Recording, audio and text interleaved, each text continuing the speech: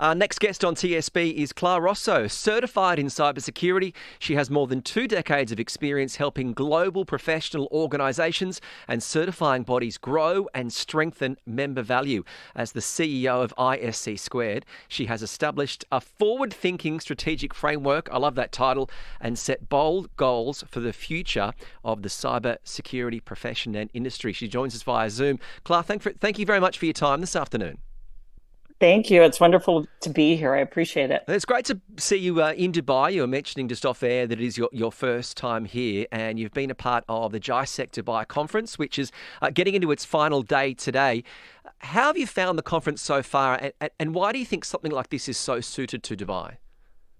So it is a fantastic industry conference. And what I love about it is there's that public-private partnership aspect happening throughout, where you see the wonderful things the government's doing, but you also see some of the cutting-edge technology and practices from private industry, and so much conversation. It's also just frankly an international hub. It's not a regional event. It's truly an international global event where you see leaders in cybersecurity from all over the globe coming together to share best practices and look at a path forward for our collective defense and how we create a more safe and secure cyber world. Because one of the great things about Dubai is that forward thinking. We've spoken to a lot of people from government departments, for example, electricity and water, which is called DWA here in Dubai.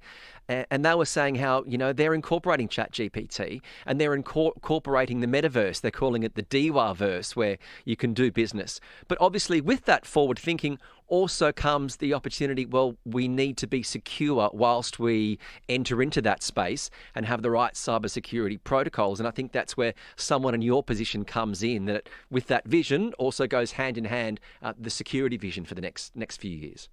Yes, I appreciate that. And we actually signed an MOU with the UAE Cybersecurity Center yesterday because we share those same goals of the safe and secure cyber world. And so we signed an MOU to help support the great work that the UAE CSC is doing in the development of its capacity building program.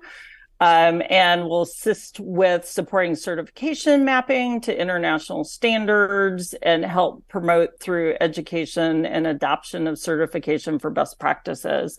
In fact, one of the most forward-thinking sessions that I attended, although I love the metaverse conversations, was really about this idea as there is a proliferation of regulation in cybersecurity around the globe, is the thought behind we need to create a uniform or a harmonized set of standards across the globe when we think about both standards of practice for cybersecurity and how we think about evaluating the expertise of cybersecurity professionals. And that was fantastic to see that conversation being had here, as opposed to the desire to be terminally unique, because really cyber issues have no boundaries. Well, on that partnership that you mentioned there at the start, so that was announced, that MOU at ISC, that you're doing the partnership with the UAE government to strengthen the UAE cybersecurity workforce. When it comes down to having those international standards of security, who sets those? Who is the regulator internationally to make sure that each country and each government has the same standard of security? Wow. So now that's is the $1 million question. Right. That is the $1 million question. And I think what I hear, no matter where I go in the globe, what you sort of hear over and over is we have standards through ISO, but we also arguably have a very thoroughly robust set of standards through NIST from the United States. And that between the two really cover almost every area that you would want to have a standard in cybersecurity. And then the key would be, if you believe in the fact that we should have global harmonization, which again, cybersecurity practitioners, as is evident from ISC, they cross borders with their work. Then if you need to have additional standards or certification practices related to geographic regions or nation states, have that as well.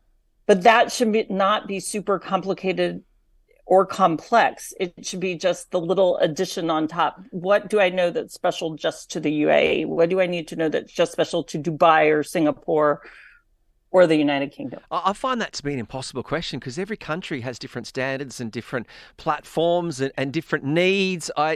I mean, I think, but I'm old enough to think about how when the internet was first being developed, I think it was Bill Clinton that didn't want to put a tax on the internet for different content creators. And the rest of the world was like, oh, okay, well, if America's doing it, then we have to follow. Is there one country or one standard that if they set an agenda now, the rest will have to fall into line? Or is it a far more open market? I think it's a far more open market because we see great things happening. We do. So NIST is a great, set some fantastic standards, very comprehensive out of the US, but there's some good things going on in the EU in terms of their Cyber Resiliency Act. There's some new things that they announced here at GISEC about the certification of penetration testers and incident responders here in the UAE. So we see pockets that are like really best practices all around the globe. And here's the good news, because I don't think it's an impossible feat. Cybersecurity is barely 30 years old. So really a relatively new profession. And so the standard setting process is not that much in stone. And I think we can learn from other professions who've been at it for setting standards for years and years, like the profession I used to work with, accounting, where for 100 years, every nation state had its own accounting standards. And then all of a sudden, as the global borders started to become more fluid, said, wait, we need to have an international set of standards by which we talk about finances so that globally businesses can understand each other. And the good news is we're not going to have to wait 100 years to do it. We can do it over the next 2 to 3 years. I think you might have glossed over a really important point for many people who get frustrated with just I mean, we're talking about high-end government cybersecurity, but for the average person that's got a couple of internet bank accounts and does some work and they get confused about remembering passwords and face IDs and one-time passwords and all these sort of things, we do need to take a step back and realize, yes, these things are only 30 years old. So it's in its infancy. And I find this when I go back home to Australia and talk with my parents, I say to them, get a phone with a Face ID because then you might not have to remember your passwords. Technology is catching up in terms of security to make it easier for everyone. Yeah. So I think there's a couple things. So first of all, I'm talking about standards that we set for cybersecurity services providers, standards we set for cybersecurity professionals. And then there's also a view that you need to set standards for technology devices. And those technology device standards are really critical when you think about the whole ecosystem of people who are vulnerable to cyber threats, which are your parents, your children, and everyone in between, and small business owners. 95% of businesses with 100 or fewer employees have no information system security professionals at all. So we also need to look at how are we protecting them? How do we maybe long-term raise everybody's cyber literacy, but how in the short term do there have to be standards for the developers of technology that require them to think about security at the outset of their technology development and not as an afterthought? And we've started to see, and there's some work being done that both the UAE and Singapore agree on in that space, where they're actually doing some work to rate devices give them security ratings. And what I hear is that it's both driving the technology companies' behavior and it's making consumers think about which of these products do I want to buy, and I probably should buy the one that's the most secure. But a lot of work to do. Yes, a lot of work to do. So does that mean that one of the biggest challenges that you face in cybersecurity is getting through to the mindset with a lot of individuals and small business owners that hacking won't happen to them? That's a huge concern. That's a huge concern. So one of the biggest issues we face is a massive workforce gap. Just to fill unfilled demand in cybersecurity, you have to increase the workforce by 74%. But if you layer on top of that all the businesses that don't even realize they have unfilled needs in information system security, that's enormous, because it is not if you are going to have a cyber incident. It is when are you going to have a cyber incident and what kind of damage will it do? Because for small businesses, it's far more likely to do damage that puts them out of business than it is for a very large enterprise where a multi-million-dollar cyber incident is not desirable, but life goes on for their business. A multi-million-dollar event for a $10 million company can put them out of business. And so that's a huge concern. And obviously those small businesses don't create a huge lot of media interest that then is able to be in the, I guess, the minds of most people. We are pushed for time. So, Clar, I do want to touch on the idea which you're very passionate about women in cybersecurity. What are the strategies to help support women and retain women who want to work in the industry?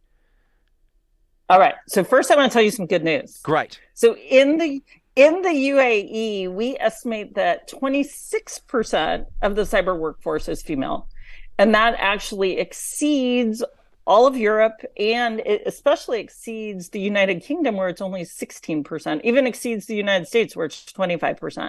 So something right is happening here, and from what I've learned being at GISEC is that 70+% of university students in STEM are women. So we love seeing that. That's important. Here's the thing. We have seen women over the past few years move into cybersecurity, but we've also seen them leave. So what we need to look at to retain women in cybersecurity is thinking about, are we paying them the same as their male peers? Are we providing the same advancement opportunities? Am I helping them understand their professional pathway that makes them want to stay in the profession? Am I providing mentors and even informally mentors who can help them with questions they have and move forward with their career goals? And if I back up just for a second and talk about the recruiting side of it, one of the most important things we found through research is that cybersecurity professionals who are successful share similar non-technical strengths, skill strengths, and also mindset. So they tend to be problem solvers, analytical thinkers, critical thinkers, creative, good communicators, works well alone, works well in a team, good project managers. We are finding that if employers are willing to hire for those non-technical skill sets, they can then train for the technical. And if I have 30 more seconds, I can tell you one tool we have to help employers with that. Go for it.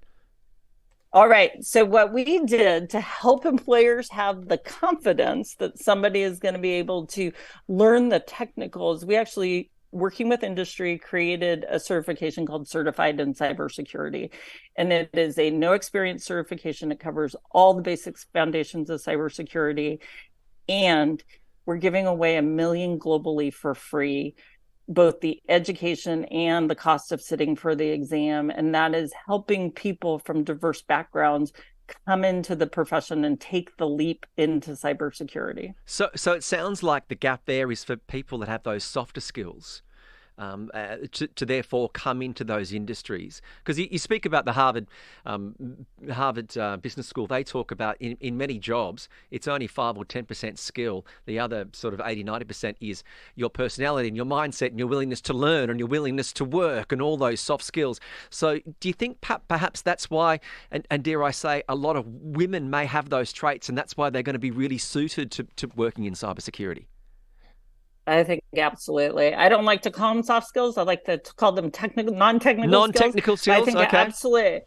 I absolutely. That's what makes good leaders and problem solvers. And we need problem solvers because we face complex problems in the cybersecurity threat landscape. So we need every different thinker we can find at the table to help us solve the problems we face. Well, Clar, you filled me with positivity and hope about the cybersecurity industry going forward. Congratulations on your success. Congratulations on signing that MOU with the UAE government to strengthen the cybersecurity workforce. And just quickly, why do you think that there is such a high percentage of women in cybersecurity in the UAE compared to Western nations?